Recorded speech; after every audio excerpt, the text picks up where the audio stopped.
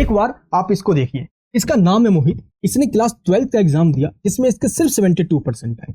JEE का जो criteria है 75% का, ये उसको पूरा नहीं कर पाया। यही सेम केस मोहिनी के साथ होता है। मोहिनी को पता चला एनविस बोर्ड के बारे में। मोहिनी ने पहले से ही किसी और बोर्ड से क्लास 12 पास कर रखा था, लेकिन 75% इसके भी नहीं थे। इसको जैसे ही पता चलता है एनविस बोर्ड के बारे में, मोहिनी ने फटाफट 5 सब्जेक्ट सिलेक्ट किए और एनविस बोर्ड से फ्रेश कैंडिडेट बनकर 5 सब्जेक्ट का एग्जाम दे दिया, जिसमें मोहिनी के 75% मार्क्स आ गए और मोहिनी शॉक्ड हो गई। तो क्या आगे मोहिनी एलिजिबल हुई जेई आईटी के लिए, एनआईटी प्लस सिस्टम के लिए या जोसा काउंसलिंग के लिए? क्योंकि मोहित अभी इसी कंफ्यूजन में था कि एक बार 12th कर लेने के बाद अगर मैंने दोबारा 12th क्लास एनविस बोर्ड से कर ली तो आगे जोसा काउंसलिंग में प्रॉब्लम आएगी। जेई आईटी में मेरा एडमिशन नहीं होगा, वहां पे रिकॉर्ड पकड़ लिया जाएगा। क्योंकि सोशल मीडिया इंटरनेट पर लोग ऐसा कहते हुए इसको मिल रहे थे कि ये फ्रॉड है, और इस वजह से ये कंफ्यूजन में था। और मोहित की ही तरह लाखों लोग इस टाइम पे काफी कंफ्यूजन में हैं, और कुछ तो ऐसे भी हैं जिन्होंने मोहिनी की ही तरह क्लास 12 का एग्जाम भी दिया, 75% भी उनके आए और आगे उन्होंने जेई क्वालिफाई भी किया। आज की इस वीडियो में मैं आपको यही बताने वाला हूं, जो इस नोटिफिकेशन में बहुत बड़ी लेटेस्ट अपडेट दी गई है जेई आईटी एलिजिबिलिटी को लेकर। जिन्होंने क्लास 12 एनविस बोर्ड से दोबारा किया हो 75% का क्राइटेरिया फुलफिल करने के लिए, और ये आपके लिए बहुत बड़ी गुड न्यूज है। आगे आप जोसा काउंसलिंग के लिए एलिजिबल हो या नहीं हो, इससे पहले आपको मैं ये बता दूं, इस वीडियो को बनाने से पहले मैंने एनविस बोर्ड के ऑफिसर से पहले बात करी। इसके बाद जो जोसा काउंसलिंग लेते हैं, मैंने उनसे ये कहा कि हमारे पास लाखों स्टूडेंट्स हैं जो कंफ्यूजन में, अपना प्लीज 2 मिनट दीजिए और ये कंफ्यूजन क्लियर कर दीजिए। उन्होंने हमसे बात करके आपकी ये जो डाउट है उन्होंने इसको क्लियर कर दिया। आज के इस वीडियो में आपको यही बताने वाला हूँ। इस वीडियो को आप एंड तक जरूर देखना, आपका एक एक डाउट क्लियर हो जाएगा। अभी आपको यही लग रहा है कि जेई अब मैं नहीं दे पाऊंगा, अब तो सारे रास्ते बंद हो गए। आज ये वीडियो आपके लिए बहुत बड़ी गुड न्यूज लेकर आई। मैं मनीष वर्मा, आप सभी का स्वागत है हमारे चैनल। एनविस बोर्ड से क्लास 12 करने के बाद आप एलिजिबल हो या नहीं हो, स्टेप बाय स्टेप जो इस नोटिफिकेशन दी गई है मैं आपको एक एक करके बताऊंगा। इससे पहले जो जोसा के द्वारा बिजनेस रूल्स में जो पॉइंट्स बताए गए हैं एलिजिबिलिटी के, आपको ये पता होना चाहिए। देखिए, आपने क्लास 12 किसी भी बोर्ड से की हो, लेकिन ओवरऑल एग्रीगेट आपके 75% होने चाहिए। और ये 75% पीसीएम प्लस एक इंग्लिश प्लस एक कोई सा भी सब्जेक्ट ले लो आप। 5 सब्जेक्ट को मिलाकर अगर आपके 75% आ गए तो आप एलिजिबल हो। और सेकंड इसका क्राइटेरिया होता है टॉप 20 परसेंटाइल का। सभी बोर्ड के द्वारा टॉप 20 परसेंटाइल डिक्लेयर की जाती है, और जोसा की वेबसाइट पे भी आपको मिल जाएगी, देख सकते हो यहाँ पे आप। और कई सारे बोर्ड ने भी ये डिक्लेयर कर दिया है। एनविस बोर्ड का टॉप 20 परसेंटाइल काफी कम रहता है, लेकिन पिछले 3 सालों से एनविस बोर्ड ने टॉप 20 परसेंटाइल निकाला ही नहीं है। इस बार आप प्लीज कमेंट बॉक्स में कमेंट कीजिए ताकि उनका मैं स्क्रीनशॉट लूं और आगे एनविस बोर्ड की हायर अथॉरिटी में सेंड करूं। एनविस बोर्ड से रिक्वेस्ट करने के बाद टॉप 20 परसेंटाइल डिक्लेयर कर दिया जाएगा, आप इसकी टेंशन मत लीजिए।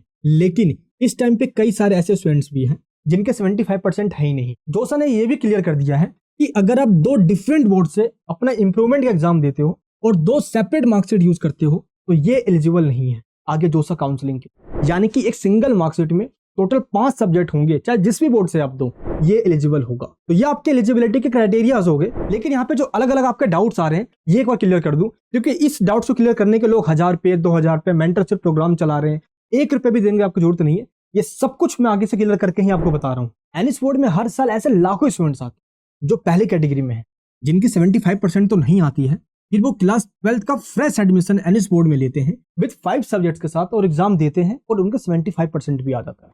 तो ये हो गया आपका पहला तरीका जो एनविस बोर्ड के अंदर स्टूडेंट्स आके करते हैं।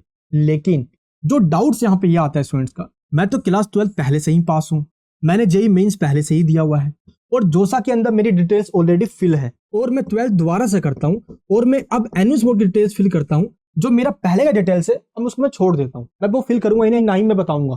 तो क्या इस टाइम पे मुझे पकड़ लिया जाएगा? क्या मेरे पुराने रिकॉर्ड को देख लिया जाएगा? और क्या इसको फ्रॉड में काउंट किया जाएगा? देखिए, ये तमाम जो क्वेश्चन आपके मन में आ रहे हैं, ऐसे लाखों स्टूडेंट्स हैं जो हमारे सेंटर पे आके यही डाउट्स पूछ रहे हैं। यूट्यूब के ऊपर भी कई सारे ऐसे टीचर्स हैं जिन्होंने आपको कंफ्यूज कर रखा है। देखिए, इसका सिंपल सा आंसर है, अगर आपने पहले सीबीएसई, आईसीएसई या जिस भी स्टेट बोर्ड से एग्जाम दिया हो, आपके वहां पे 75% नहीं आए, तभी आप एनविस बोर्ड में आए हो, तो आपका चाहे पहले का जो भी रिकॉर्ड रहा हो उससे कोई लेना देना नहीं है। उस रिकॉर्ड का जोसा या जेई के अंदर रत्ती भर भी आपका कोई फर्क नहीं पड़ेगा। आप एनविस बोर्ड से अगर 5 सब्जेक्ट का एग्जाम दे रहे हो दोबारा से, तो सिर्फ एनविस बोर्ड ही काउंट किया जाएगा, पहले का कोई रिकॉर्ड नहीं। ऐसा मैं इसलिए कह रहा हूं क्योंकि पहले मैंने एनविस बोर्ड के ऑफिसर से बात करी और इसके बाद जो जोसा के काउंसलिंग में बैठते हैं उनसे बात करी। एक बार आप इस कॉल रिकॉर्डिंग को सुन लीजिए।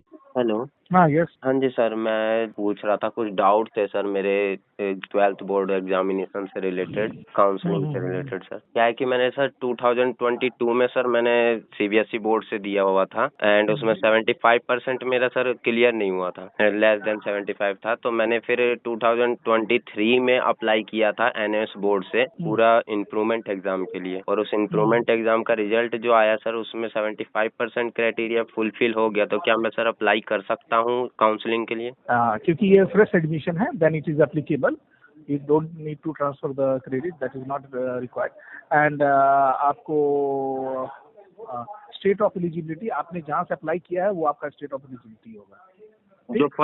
जो फर्स्ट अपीयरेंस था सर वो, या फिर जो अभी मैंने अप्लाई किया है वो वाला सर? फर्स्ट अपीयरेंस आप भूल जाइए ना, आप उससे अप्लाई तो नहीं कर रहे अच्छा, हैं। ओके। हाँ, आप एनआईओएस से अप्लाई कर रहे हैं ना, तो वो वैलिड होगा। ओके सर, लेकिन सर मैंने फर्स्ट टाइम जो मैंने 2022 में 12th बोर्ड दिया था उसके बेस पे मैंने जेई दिया था। तो उसमें सर मैंने जेई में थोड़े कम परसेंटाइल थे, तो मैंने बस जोसा का जो वो काउंसलिंग था पुरानी, वो फिल कर दिया था। आप इस साल की बात कर रहे हैं ना? Yes yes yes sir. 2024 you have considered NIOS, yes sir. correct? हाँ, ओके, then तो पहले की why कोई भी will डिटेल come सर मेरी फील्ड जी नहीं नहीं, मानी जाइए, है ना सर? जी नहीं। तो ये रिकॉर्डिंग सुन लेने के बाद आपके डाउट्स क्लियर हो गए होंगे। मैंने आपको स्टार्टिंग में मोहिनी का केस बताया, आप इसको सही से समझिए। मोहिनी ने 2022 में क्लास 12 का एग्जाम दिया और इसी साल मोहिनी ने जेई का भी एग्जाम दिया। मोहिनी के क्लास 12 में सिर्फ 72% ही आए। 75% ना आने की वजह से मोहिनी आगे दोसा काउंसलिंग के अंदर एलिजिबल नहीं हो पाई। अब मोहिनी ने सोचा अब करूँ तो करूँ क्या, इसलिए मोहिनी को पता चला एनुअस बोर्ड के बारे में और मोहिनी ने 2023 में एनुअस बोर्ड से विद 5 सब्जेक्ट के साथ इंप्रूवमेंट का एग्जाम।